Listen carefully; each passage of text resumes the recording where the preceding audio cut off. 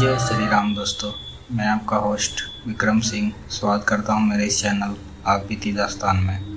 जैसा कि आप लोगों को पता है कि हम डेली एक स्टोरी लाते हैं जो आप लोगों के साथ ही रिलेटेड होती है, जो आप में से ही किसी ने हमें भेजी होती है।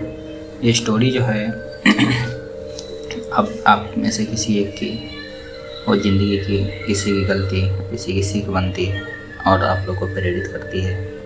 जो ऐसे चीज़ होते हैं, ऐसी जो एंटिटीज़ होती हैं, जो पैरानॉर्मल एक्टिविटी पैरानॉर्मल जो एंटिटी होती है, उसे आप लोग को चेतावनी देती है कि क्या आपके ज़िंदगी में वो करने हैं, क्या नहीं करना है। तो जैसा कि मैं आपको हर वीडियो में बोलता हूँ, व्यूज़ तो अच्छे आ रहे हैं, आप लोग सब्सक्राइब नहीं कर रहे हैं, तो प्लीज़ चैनल सब्सक्राइब कीजिए, लाइक कीजिए। और आपकी भी कोई स्टोरी है तो आप हमें भेज सकते हैं। मैं विक्रम सिंह उसे अपनी आवाज़ में नैरेट करूँगा।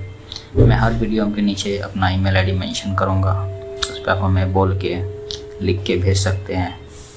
जैसा कि मैं हर वीडियो में बताता हूँ आप लोग को कि ये जो एंटिटीज जो होती हैं, भूत पिशाच जिन और कच्चे कलुए, इन सब में आप विश्वास करते हैं तो कीजिए, नहीं करते हैं तो कोई ज़रूरत नहीं है करने की। क्योंकि जितना आप सबसे दूर रहेंगे वो भी आपसे दूर रहेंगे। आप ही सबसे जितना नज़दीक आने की कोशिश करेंगे वो भी आपको परेशान करने की कोशिश करेंगे। क्योंकि हर किसी का ऑरा, हर किसी का जो सेंसिटिव होता है मोड, किसी का कमज़ोर होता है, किसी का तेज़ होता है। तो इसीलिए मैं हमेशा, जैसा कि आप लोग को बोलता हूँ, अगर आप लोग को नहीं करना विश्वास मत कीजिए, चैलेंज मत कीजिए, नाइट आउट ट्रिप मत मारिए। क्योंकि पता ही आपको कि हरगिज़ पर हर चौरास्ते पर कोई ना कोई क्रिया जो उतारी जाती है, जो आप में से किसी या किसी की होती है, जो दूसरे के उतारा किया जाता है, वहाँ पैर पड़ जाना या गाड़ी चल जाना। तो इस सब से बचिए, मीठे खाने से बचिए, अपने रिश्तेदारों से बच के रहिए। यही मैं हर वीडियो में बताना चाहूँगा। आज थोड़ी लंबी हो गई है तो मैं फाइनली अब स्टोरी पे आता हूँ, जो कि आज की जो स्टोरी है हमारे वतन बिहार से आई है। बिहार का एक गांव है जिसका नाम है गया। गया ज़िले से एक छोटे से गांव बरवा गांव से आई है हमें स्टोरी। तो उस स्टोरी जो आई है वो एक मैं आज पहले बोलूँगा नहीं किस लिए है, डायरेक्ट मैं स्टोरी पे आऊँगा। तो बरवा गांव में राहुल, इमरान, विकास, सोनू 3 दोस्त रहते हैं। वो लोग कभी भी ये चीज़ पर विश्वास नहीं करते, बिल्कुल इसको मजाक समझते हैं और सब में अपना हिम्मत दिखाने के लिए या दोस्त लोग में अच्छा बनने के लिए वो चैलेंज लेते रहते हैं। तो उनको पता नहीं था कि ये चैलेंज उनका ज़िंदगी में कितनी बड़ी तबाही लेके आएगी और शायद उनको जान माल की हानि भी हो सकती थी। तो इस स्टोरी को मैं शुरुआत करता हूँ यहाँ से। तो ये 4 दोस्त जो हैं ऐसे ही घूमते रहते थे गांव में। फिर लोगों के पास जाके उन्हें बार बार, उनके गांव में जो था एक कब्रिस्तान बहुत प्रचलित था, जहाँ शाम के वक्त जाना बिल्कुल मना था इंसानों के लिए। कई पीढ़ियाँ इस बात से, कहानी से सुन के डरती थीं, उन्हें भरोसा नहीं होता था। तो उस कब्रिस्तान के बारे में वो लोग कुछ बातें करते थे, और क्या बातें हैं ये आपको वीडियो में आगे पता चलेगी। तो ये 4 दोस्त एक दिन मिल के ग्रुप में, जैसे सुबह होती है, चाय के टपरी के पास जाके बैठते हैं, चाय पीते हैं। पीते पीते ही राहुल जी जो हैं वो मजाक में कहते हैं कि यार हम लोग भी उस कब्रिस्तान के पास जाके देखेंगे, लोग क्या क्या बोलते हैं, हमें भी भरोसा नहीं है, एक बार हम भी जाके देखेंगे क्या होता है वहाँ। क्योंकि लोगों का जहाँ तक कहना है, हमें लगता है कि वो लोग हमें बेवकूफ़ बनाते हैं, झूठ बोलते हैं ताकि कोई वहाँ जा ना पाए। फिर यही सोचकर एक दिन वो लोग क्या करते हैं, उस दिन तो चारों चले जाते हैं, फिर वो लोग कल सुबह फिर आते हैं। तो उस दिन वो लोग प्लान करते हैं कि हम रात में जाएंगे आज। तो उस दिन रात में राहुल जी ने बोला कि रात में 11 बजे के करीब हम लोग निकलेंगे। तो उन लोग वहाँ से चले गए अपनी रोज़मर्रा की ज़िंदगी, दिन भर का जो काम काज था वो करके। रात में राहुल जी और उनके 4 दोस्त 11 बजे के आसपास चल देते हैं उस कब्रिस्तान की तरफ, जैसा कि उन लोगों ने वादा किया था। तो उन लोग क्या किए फिर, वो रात में 11 बजे के आसपास निकले।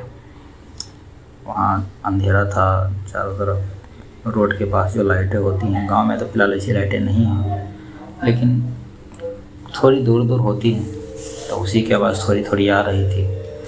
और सबके हाथ में फ़ोन था, फ़ोन का लाइट जला के जा रहे थे। चारों तरफ घना अंधेरा भी था, जैसे कि मैंने पहले बताया। पेड़ों की टहनियाँ हवा की आवाज़ से चर्चा कर रही थी। तो राहुल जी की जो उस दोस्त हैं उसमें से सोनू जी, उन्होंने कहा कि यार मुझे लग रहा है कि कोई हमें देख रहा है। लेकिन राहुल जी हंसने लगे, क्योंकि उनको पता है ये सब के बारे में भरोसा था नहीं। तो हंसते हुए कहा कि डरपोक मत बन। जैसे ही ये पुरानी कब्र के पास पहुँचे, अचानक ज़मीन के अंदर से ठक ठक की आवाज़ें आने लगी। सबके शरीर में सिरहन सी दौड़ गई, घबरा गए वो लोग, चारों दोस्त। फिर उसमें से इमरान ने कहा, ये आवाज़ कहाँ से आ रही है? अचानक सामने की कब्र मिट्टी में अपने आप हिलने लगी और फिर कब्र के ऊपर काला धुआं निकलने लगा। ये देख के चारों दोस्त घबरा गए। उन लोगों ने फिर एक दूसरे का हाथ पकड़ लिया। फिर धीरे धीरे एक भयानक साये की में बदलाव, जहाँ वो ऐसा हुआ था मिट्टी के पास। कुछ सेकंड में उनके सामने एक बहुत बड़ा काला सा एक एंटिटी खड़ी हो गई, या उसको आप जिन भी कर सकते हैं। तो उसका हुलिया मैं बता देता हूँ, जैसा कि उन लोगों ने हमें बताया है। उसकी हाइट करीब 12 फुट के आसपास थी। उसकी आंखें आग की तरह लाल थी और उसकी आवाज़ गूंज रही थी। तो किसी ने मेरी नींद तोड़ी। ये उस जो एंटिटी वहाँ प्रकट हुई थी, उसने बोला। तो चारों दोस्त जो थे अपने, राहुल जी और उनके दोस्त डर गए।